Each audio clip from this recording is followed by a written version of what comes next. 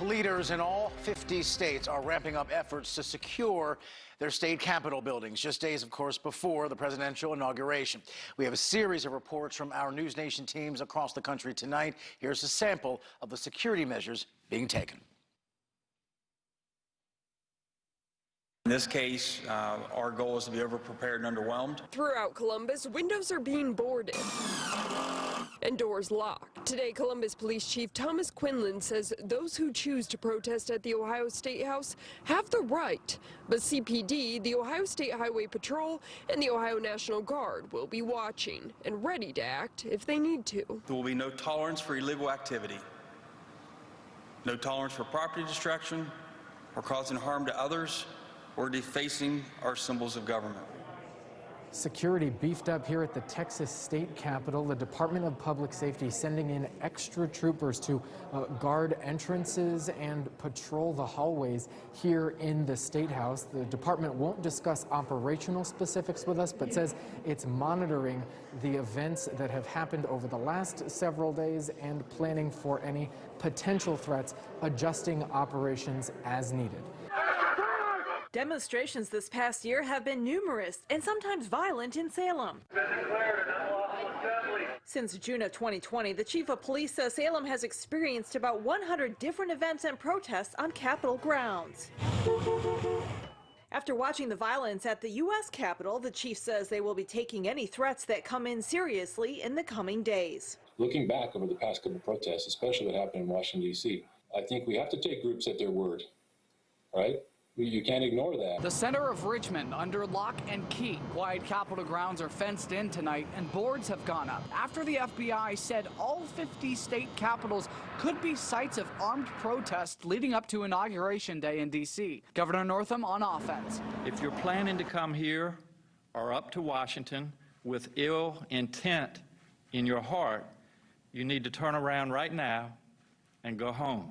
The FBI is warning of armed protests happening in all states across the country, including here in Lansing. But Lansing Police Chief Darrell Green tells me he's ramping up security efforts to make sure things go safely. We're taking additional security measures here at our police headquarters and throughout the city, focusing on downtown and all of our critical infrastructures as well.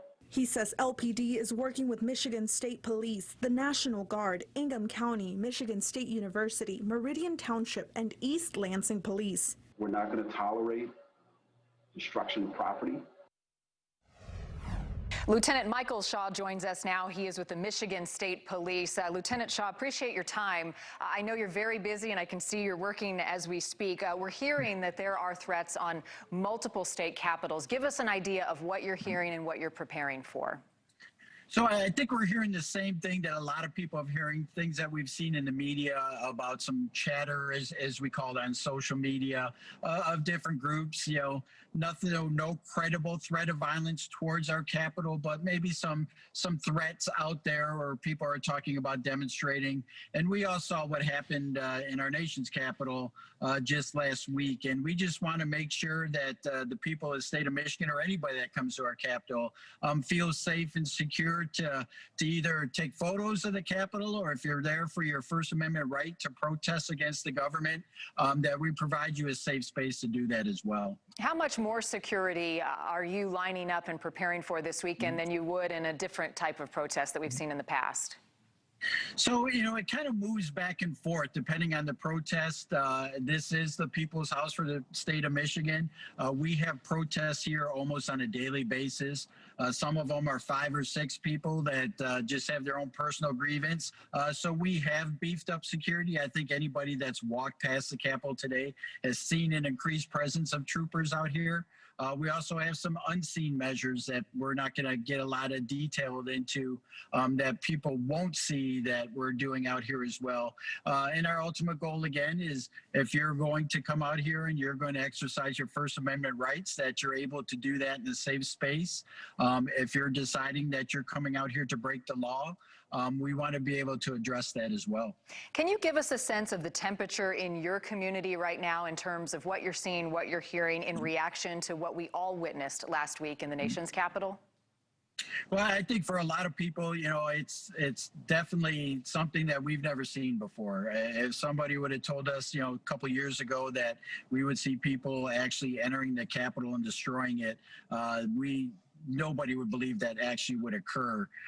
So, it's varied on, both sides. Unfortunately, politics have entered a lot of part of, people's lives right now. So part of our responsibility of being out here is maybe to kind of cool that temperature down a little bit and let people know it's all right to be upset. It's just not all right to be upset and hurt somebody else, or it's not all right to be upset and destroy property or injure or kill police officers. Are you hearing a specific day is more of a concern than another? Is Saturday worse than Sunday or leading up to Inauguration Day? So we've picked up some definite chatter that I think people have read in that FBI memo for Sunday as being like a national day of protest around the Capitol. We haven't seen actual dates for that. We've seen some different flyers. So naturally, we're going to pick up our security level a little bit as we kind of gain through there so people feel safe.